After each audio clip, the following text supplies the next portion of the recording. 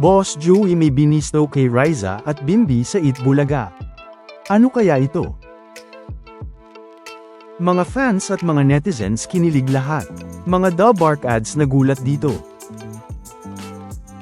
Bimbi tuwang-tuwa sa nangyari sa Eat Bulaga.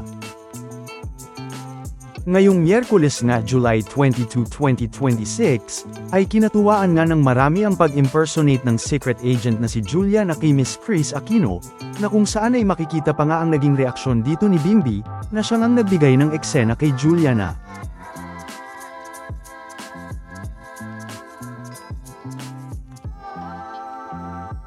Lalo na nga nang si Ian Red na nga ang gumaya kay Miss Kris Aquino.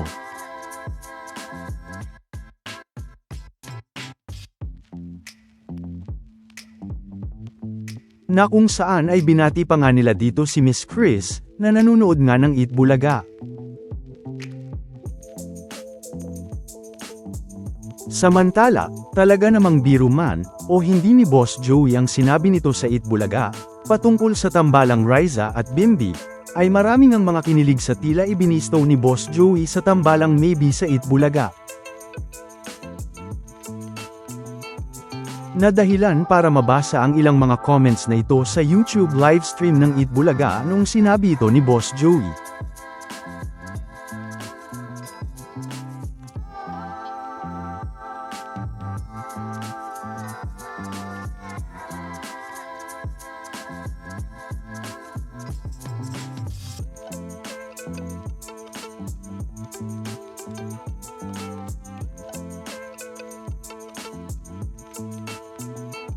Pero paano nga ba ito nagsimula, at bakit umani ito ng iba't ibang mga reaksyon mula sa mga netizens?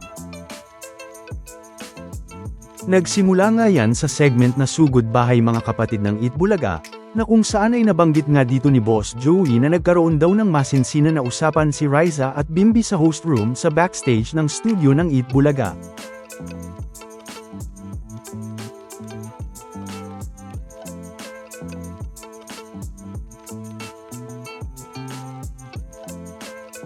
Nasinang-ayunan din naman ni Riza at Maine ang sinabing ito ni Boss Joey, at sinabing totoo nga daw na nangyari ito.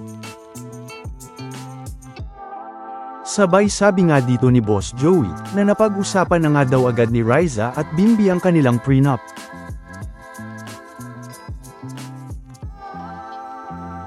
Kaya naman reaksyon nga dito ni Maine at Miles, ay ang bilis nga daw at agad-agad daw ay pinag-uusapan na nga ito agad ni Riza at Bimbi ngayon pa lang.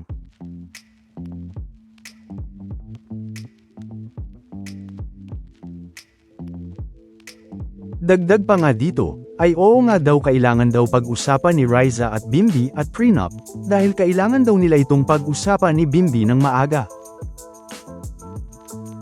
Pinag-uusapan nyo na ngayon pala. Prenup, yes. Kailangan yun. Pero, pambibisto nga dito ni Boss Joey, ay ayaw daw pumayag ni Riza o ng Team Riza, sa napag-usapan nilang prenup agreement ni Bimbi.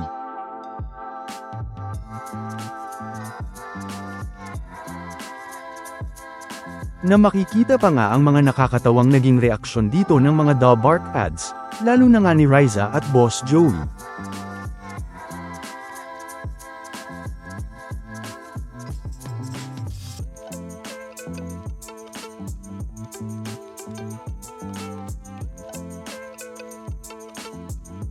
Na biro man o hindi ito ni Boss Joey, ay talaga namang umani nga ito ng iba't ibang mga reaksyon mula sa mga fans at mga netizens, at maraming ang mga natuwa dito.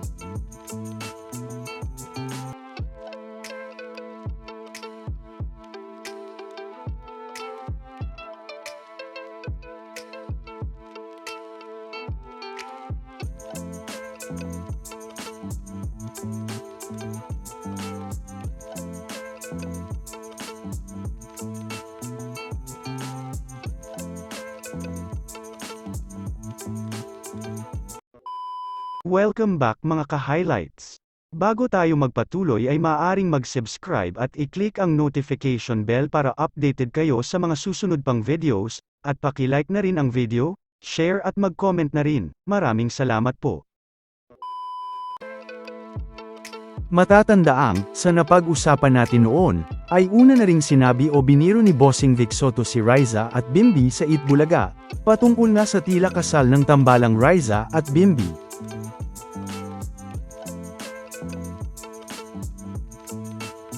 Na matatandaang marami pang ang mga pinakilig si Bossing sa sinabi nga nito kay Bimbi at Riza noon, matapos nang magbiro dito si Bossing at biglang sabihin na basta daw ay kahit anong mangyari, ay siya daw ang magiging ninong ni Riza at Bimbi.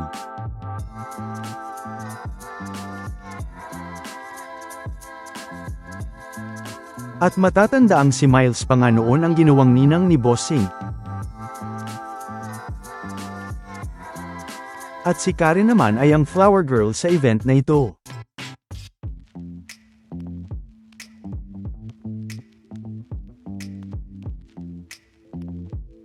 Na syempre, ay kahit wala namang sinabi si Bossing o ipinunto kung patungkol saan ito, ay syempre alam na nga agad ng mga fans at mga netizens ang nangyayari at pinag-uusapan dito ng mga Dalbark ads, na tila usapang kasal na nga agad ang pinag-uusapan dito ng mga Dalbark ads para kay Bimbi at Riza.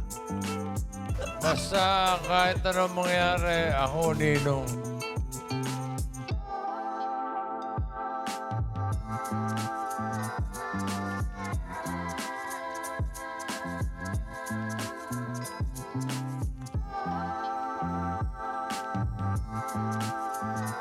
Na matatandaang kahit pa nga si Miss Chris Aquino ay botong-boto nga kay Riza para kay Bimbi, at tinatawag na nga niyang daughter-in-law si Riza at siya naman ang mother-in-law nito.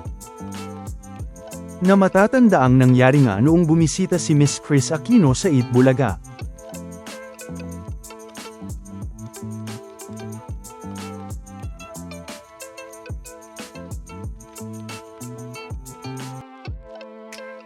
Na nauwi pa nga sa dinner date ni Riza at Bimbi, kasama si Miss Chris Aquino, Mommy Riza, Miles Ocampo at Miss Jen.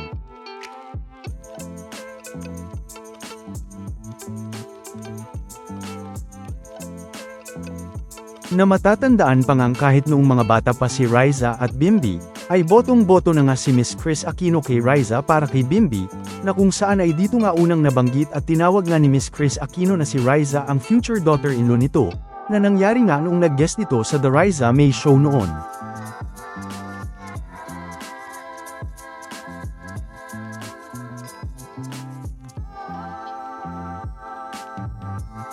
Na napag-usapan na rin naman natin. Kaya naman, ay abangan nga natin ang mga susunod na mga mangyayari sa tambalang Riza at Bimbi sa Itbulaga, na lalo pang ang lumalakas ngayon. Samantala, ano naman ang mga masasabi nyo patungkol sa mga napag-usapan natin sa video na ito?